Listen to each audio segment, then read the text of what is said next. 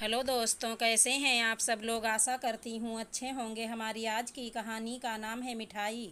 बहू भाभी जी आई हैं चाय नमकीन के साथ। वो कल जो कमल बालूशाही लेकर आया था वो भी लेती आना।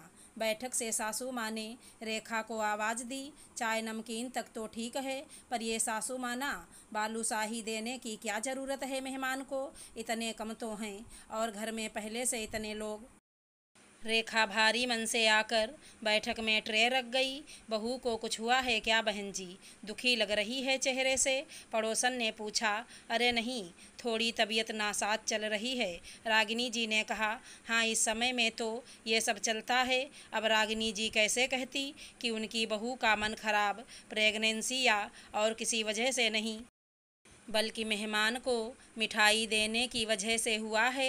वजह ही ऐसी और अजीब थी कि कोई भरोसा भी नहीं करता कि एक तो उनकी बहू को पहले से ही मीठे से बहुत प्यार था और प्रेगनेंसी में तो ये प्यार और परवान चढ़ गया है।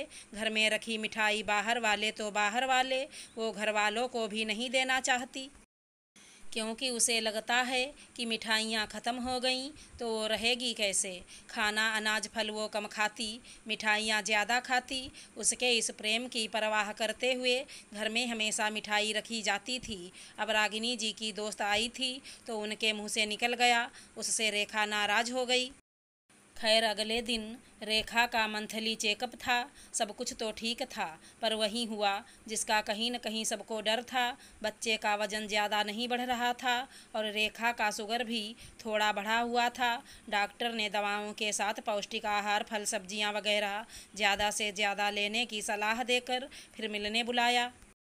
अब बात बच्चे की थी तो रेखा थोड़ी चिंतित हो उठी। वो भी पौष्टिक चीज़ें खाना चाहती थी, पर मीठा छोड़कर उसे कुछ सुहाता ही नहीं था। डॉक्टर ने मीठे पर पूरी तरह तो नहीं, पर हाँ प्रतिबंध अवश्य लगा दिया था। सोच सोच कर बेचारी रेखा का चेहरा सूख गया था। रागिनी जी को लगा इस तरह कहीं वो बीमार ना पड़ जाए, क्योंकि इस अवस्था में जिस चीज़ की बहुत इच्छा हो वो ना मिले तो अजीब सी हालत हो जाती है, मानो उस चीज़ को छोड़कर दुनिया में और कुछ हो ही नहीं। और बहू की हालत देख चिंता में बैठी रागिनी जी को अपनी प्रेगनेंसी की कहानी याद हो आई। खुद रागिनी जी को चॉकलेट की अजीब सी लत हुई थी बेटे के वक्त। उस समय तो आजकल के इतनी वैरायटी भी नहीं होती थी चॉकलेट की, पर चौड़ी वाली चॉकलेट के लिए रागिनी जी पागल रहती। कोई कुछ पूछता क्या खाना है तो बस चॉकलेट चॉकलेट। उसके घर के सामने ही एक परचून की दुकान थी। वैसे तो गांव में छोटी छोटी गोलियां और टॉफ़ी ही मिलती थी, उससे रागिनी जी को संतोष होता नहीं था। बड़ी चॉकलेट कमाती थी और महंगी भी होती थी। एक दो चॉकलेट तो वो मंगवा लेती ससुर जी से कहकर, पर मन तो करता सिर्फ चॉकलेट ही खाती रहे।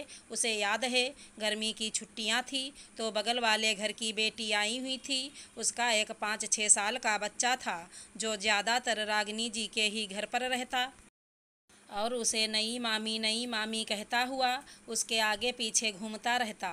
रागिनी जी का भी मन लग जाता। एक दिन घर में कोई नहीं था, सास ससुर किसी कीर्तन में गए हुए थे। वो बच्चा राजू और रागिनी जी अकेले थे घर पर। अचानक बाहर खड़ी रागिनी जी को एक बच्चा चौड़ी वाली चॉकलेट खाते हुए जाता दिख गया।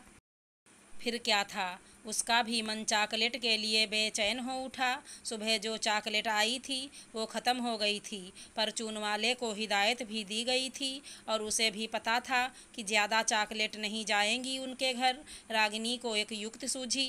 राजू बेटा, सामने जो परचून वाले नाना जी की दुकान है ना, वहाँ चला जा और उनसे कहना कि मैं रामचरण जी का नाती हूँ। वो तुम्हारा नाम पूछेंगे और तुम्हें टॉफ़ी भी पकड़ाएंगे, पर तुम छोटी टॉफ़ियाँ मत लेना।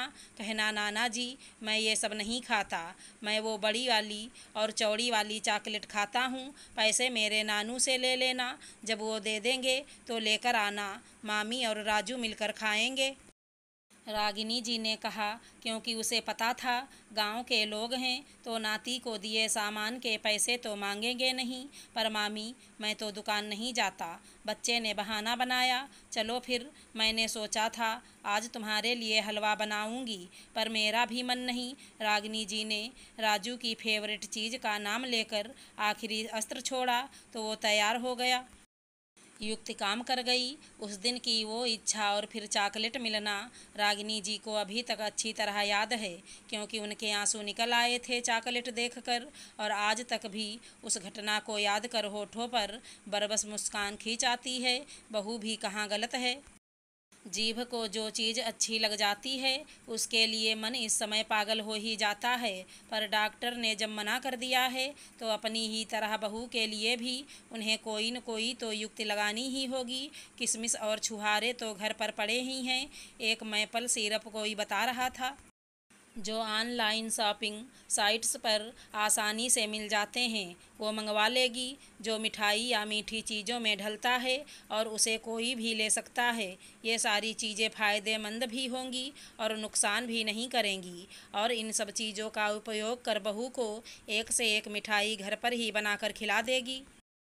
भला ये सब समय क्या दोबारा आता है। बहू को मीठा पसंद है तो ससुराल में ये तो पूरी तरह उनकी जिम्मेदारी है कि उसका मुँह ही नहीं मन भी हमेशा मीठा मीठा बनाकर रखें, उसकी इच्छा और भावनाओं को समझें। तभी तो बहू भी घर परिवार में मिठास बनाए रखेगी। ताली तो दोनों हाथों से बजती है ना। अगर हमारी कहानी पसंद आई हो तो चैनल को लाइक शेयर सब्सक्राइब करें। धन्यवाद दोस्तों।